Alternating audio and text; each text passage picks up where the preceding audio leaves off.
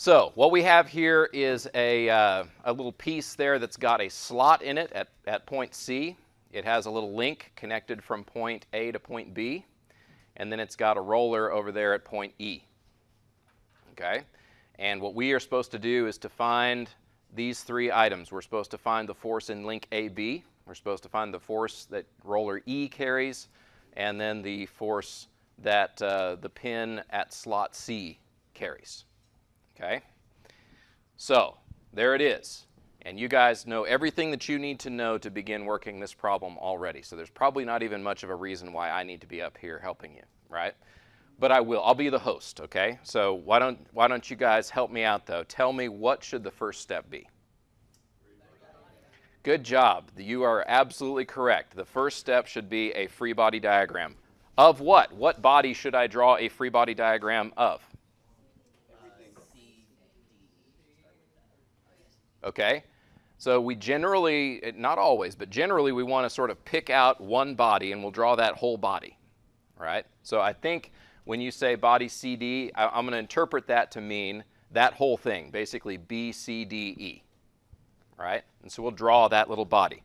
And the first thing I want to show you here is, while if you have time to draw a nice sketch of the actual body and the shape that it actually is and all that, it's a good idea to do that. It makes your problem much more clear if you have the time.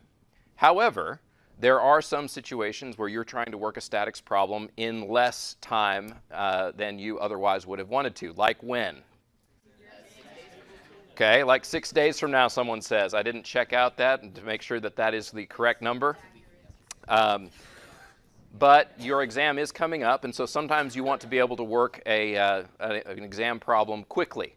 And so I want to show you here, you do not have to draw a perfectly accurate picture of this body. What is important?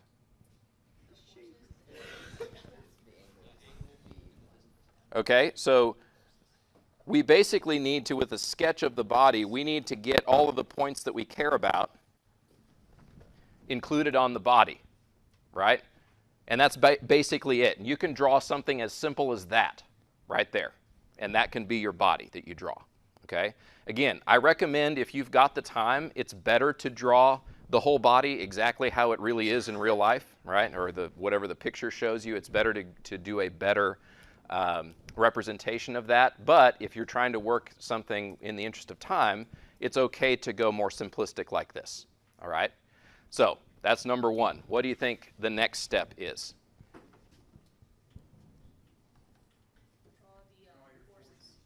Okay, I need to start identifying forces that are applied to this body and showing them as vectors on the body, right? So like what? Okay, the 50-pound is probably the easiest one. And so I'll put that on here. There's a 50-pound downward force right here. Good enough so far? What else? Okay, there's a force that happens at point E. Okay, how do I show that force?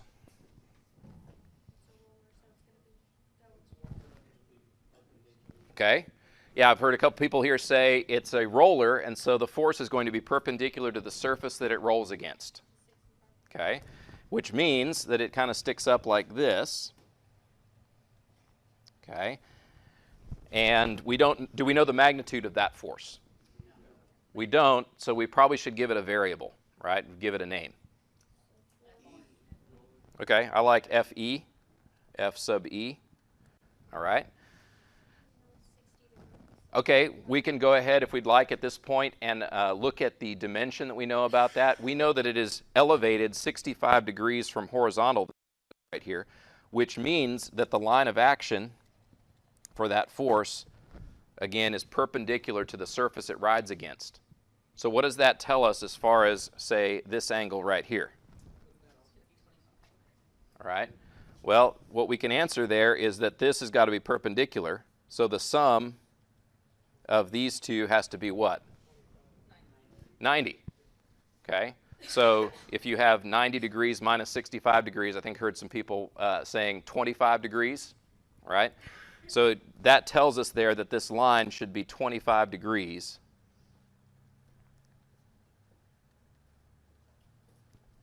off of this axis. And I'll go ahead, this is not something that was given to you, but you can identify a set of coordinate axes here. So I'll start there with that x-axis right there. Yes, sir?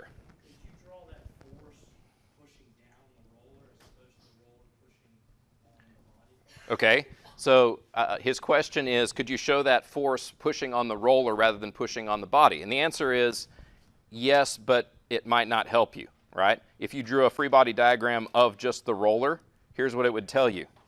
The roller has this, FE and FE.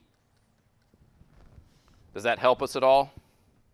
Not really. I mean, it other than helping us to understand how that force propagates through the roller to the surface that it rolls against, it helps us a little bit with that, I guess, but it doesn't actually help us solve for the things that we're trying to solve for. We really need, how does that force affect the rest of the body, let's say, B, C, D, E. Okay? So then what?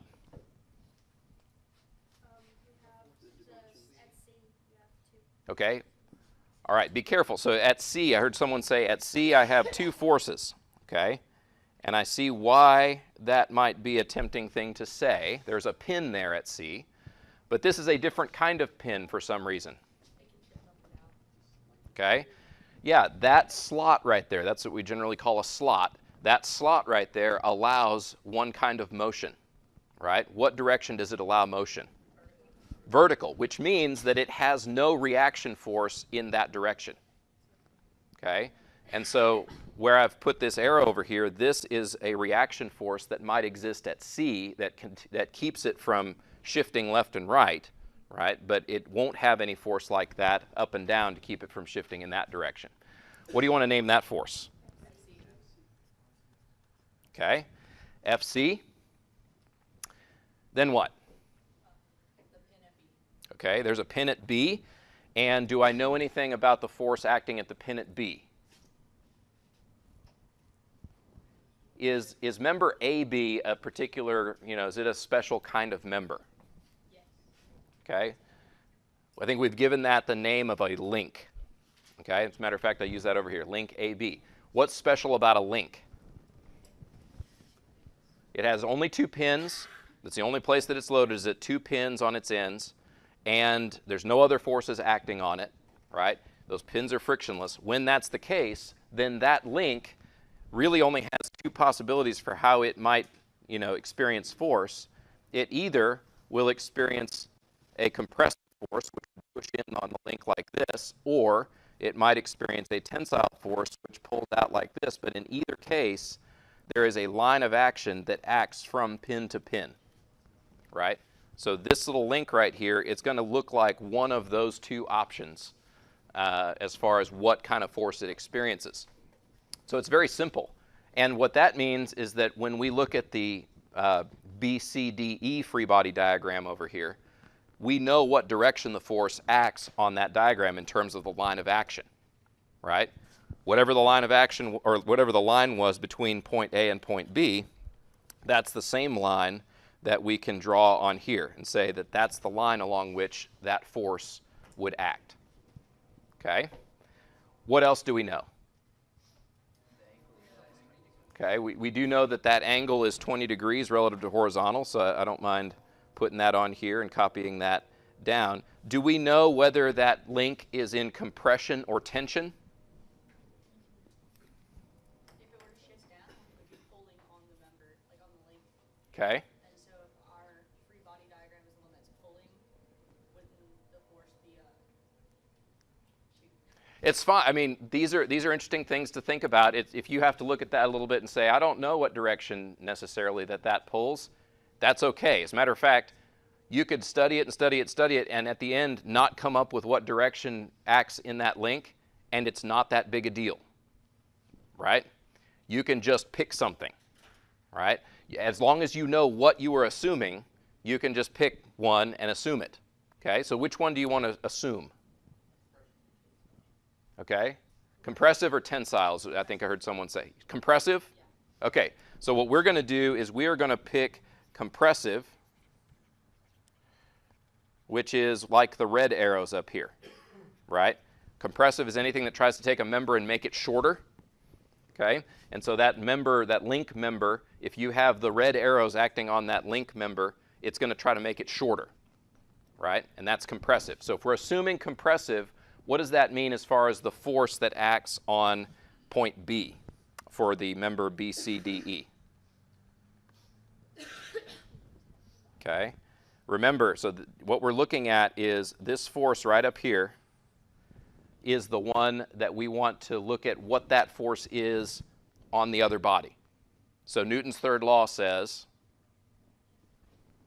for every action, there's an equal and opposite reaction. So if I pointed down and to the left with that one, this one should point up and to the right. Okay? And by drawing it that way, we have acknowledged up here we're talking about a compressive force, and we are consistent with a compressive assumption when we go to our free body diagram right here. And it's important to get that clear in your mind, right? What exactly you're assuming so that you know at the end when you get an answer and it's positive or negative, you know how to interpret it. Okay? So what next? Do I know the value of that force? Okay? So what do you want to name it? Okay, I'd say FAB sounds fine.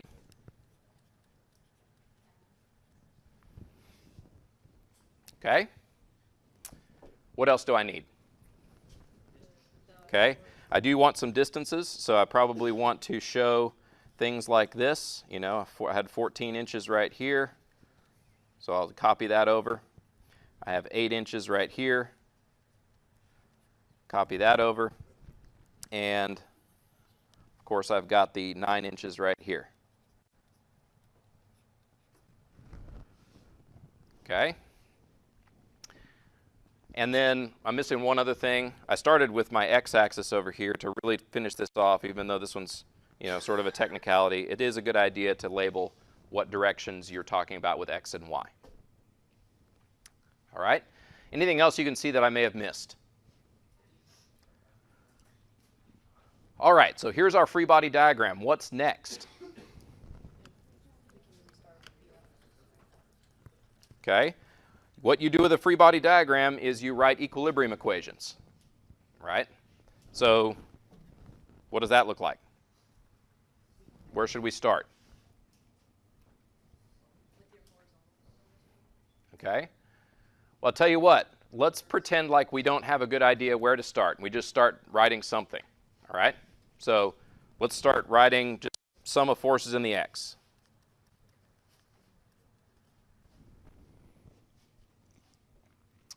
Okay, so what forces do I have that have x components? Okay, FAB does, but I don't want the entire FAB. I want just the x component. So I want to take times the cosine of 20 degrees. Cosine because that is the adjacent component for that direction. All right, then what? Plus FC.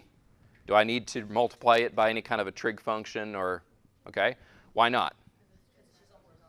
It already points entirely in the horizontal direction, so I don't need to multiply anything special there. What's next? Okay, minus FE times the cosine of 25 degrees. Okay, anything else? All right, let's do sum of y. Okay, what force components do I have that have y components? Or what forces do I have that have y components? Okay, FAB sine of 20 degrees gives me the y component of FAB. Okay, I skipped the F sub c, right?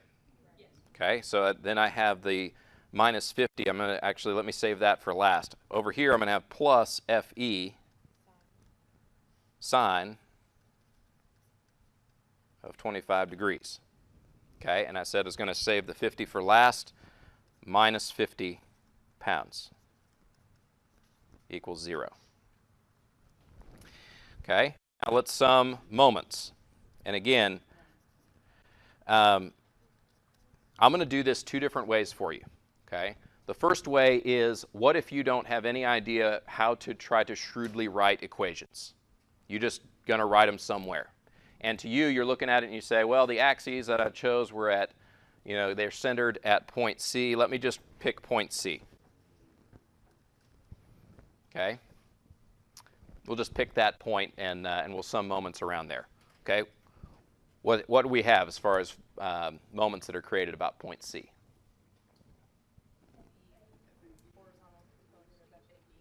Right, so we look at the horizontal component of FAB.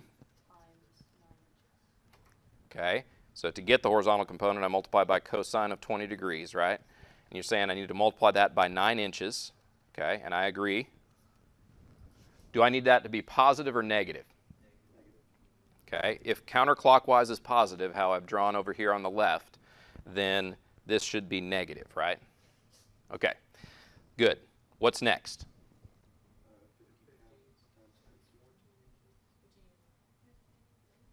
Okay, so the next thing I've got here is, let's actually do FE next. Okay, does the horizontal component tend to create moments around C? Okay, for the horizontal component, its line of action passes right through C. So I don't need to worry about that. I only need to look at the vertical component of FE. To get the vertical component, I take FE and multiply by the sine of 25 degrees. And multiply by what? Okay, 14 inches plus 8 inches is 22 inches. Okay, and I left the sine out of there, the sign, right? What sign should I have for FE? Okay, that tends to be counterclockwise, which would be a positive. Then what? Okay, the 50 pound would create a clockwise tendency to rotate, and it would have a moment arm of 14 inches.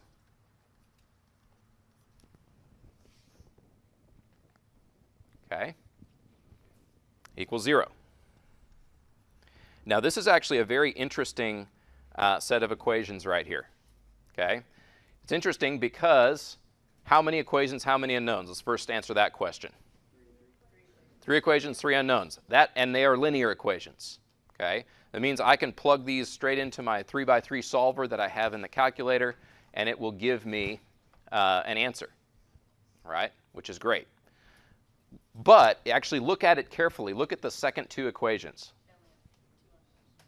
That subset of those second 2 equations only have 2 unknowns in them. So if I only care about one of those 2 values, I don't have to solve it even as a 3x3. I could reduce it down to a 2x2.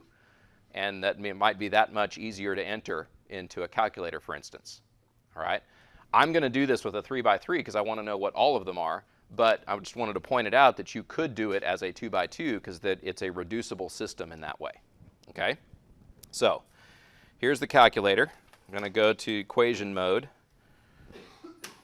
And we'll put in our first equation first here. Whoops, that's not what I wanted. Equation mode, I want the second option there is the one that's a 3x3. All right? And so what I want to do is put in the coefficient of my FAB term in the first equation, which will be cosine of 20 degrees. Then I'll put in the coefficient of my FC term, which is what? Just 1. Then I'll put in the coefficient of my FE term, which is negative cosine of 25 degrees. And then lastly, you put in whatever constant term you have, and for this one there is no constant term, you just put in 0. Okay, next equation. I put in sine of 20 degrees. Okay, what for my F sub C coefficient? 0. What for my F sub E? Positive sine 25 degrees. Okay, and then over here, remember that it's looking for that constant term to actually be on the other side of the equal sign, right? So instead of putting in a negative 50, put in a positive 50 there. All right? Now what? Okay, negative cosine 20 degrees times 9. Oops. Cosine 20 times 9. Okay. What about my f sub c coefficient? 0. And then the next one we have is sine 25 times 22. Okay. And over here, again, we're going to change that sign from negative to positive because it's like we're moving this to the other side of the expression. So here we have 50 times 14. And now it'll run through the answers that you have for each of these items. So the first one that you have there is 25.03. What are the units on that? Pounds. And this will be which variable? Okay, yeah, it's going to be in the same order that you put in the coefficients. Okay. What about this next one? 65.35. And that'll also be in pounds, right? And you're saying that that will be F sub C.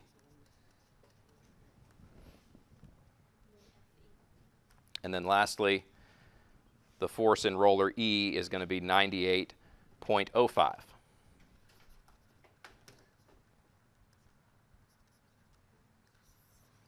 Okay. And those are my answers. Okay. The first one is for the link. The next one is for the slot. And the last one is for the roller.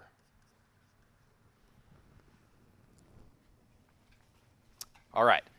So I promised you a second ago, I was first going to do this problem assuming that you don't have any shrewdness about what to do first. Okay? Let's say that you want to make your life easier. Let's add these two things. You want to make your life easier, and the only thing that you care about solving for is the force in link AB. Okay? That happens a lot on exam problems, right? You got all this stuff you could solve for, and the exam problem asks for one thing, right? And so sometimes there's an easy way to get to that one thing, and if you know that easy way, it makes your process that much more simple. So for this one, what do you think you might do if all you care about is finding the force? So again, we'll ignore that all of this we haven't done yet. Okay? We have the same free body diagram. And the only thing you care about is the force in link AB. Okay? What should you do? Okay. Someone suggests rotating the axes maybe somewhere. I think there's something easier than that. One of the techniques that I mentioned to y'all earlier is when you are trying to pick points to some moments around. It is a good idea for you to try to find a point where you have a large number of lines of action that intersect at a common point and choose that point, right? Particularly if they are lines of action of things that you don't care about, right? So what I want to show you here is there's a line of action here of your FE. Here's another line of action for FC. And they intersect right here. What if I choose that point to some moments around?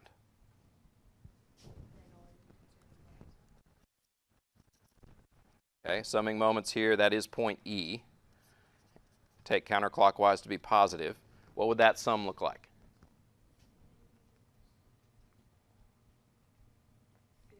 Okay, counterclockwise 50 pounds times 8 inches.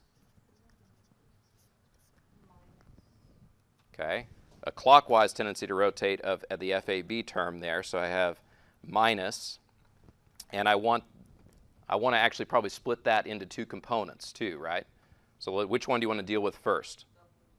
Okay, horizontal first. So I take FAB times the cosine of 20 degrees to get the horizontal component. I multiply that by what length? 9 inches, I hear someone say. That's right, because you're looking for how far is it from the line of action of that horizontal component to point E, and that would be that 9 inches. Why is it minus? It's minus because the tendency there is for that to move it clockwise, right? If I push to the right at a location above E, the tendency is for that to try to rotate it clockwise. All right? Then I need to deal with the vertical component of FAB. Does it tend to rotate it clockwise or counterclockwise? Also clockwise. So I'll say also minus FAB. I want the vertical component, so I take the sine of 20 degrees and multiply that by FAB. And then what? Okay. It is going to be at a length of 22 inches away from point E. Okay. And that's it. We eliminated FE and FC out of that equation, leaving just one unknown. And since I just have one unknown here, I can directly solve for it. And I may have shown you this before, but I'll do it again. If you have an expression like this that has one variable in it, but that variable may exist in several places, and so it makes it where you'd have to do some algebra to actually figure out what that variable would be. You might have to factor and do other operations. You don't actually have to do all that if you have a calculator like this one. You can just punch it in exactly like it sits on your page. All right? So 50 times 8 minus, the only thing you have to change really is the name of the variable. You don't have an FAB button on your calculator, so you have to put in an x and multiply that by cosine of 20 degrees times 9. Again, minus x times the sine of 20 degrees times 22. You hit equals there, 0. Then you hit shift solve. And it gives you a thing that's basically, is this the variable you want to solve for? And then the number it shows down below is an initial guess that's going to be used in the calculator for the iterative technique that it will use behind the scenes to solve the question, right? So you don't necessarily care about that for most of your problems, but just understand that's what it's doing there. It's giving you a chance to put in a different initial guess. You hit equals, and it'll solve for that, and it comes out to be 25.03, just like we found before.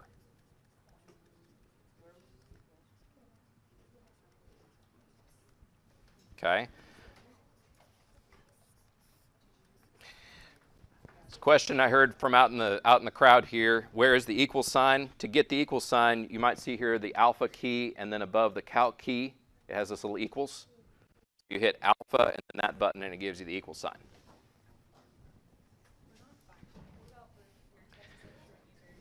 Someone asked about what if you have a 36X Pro?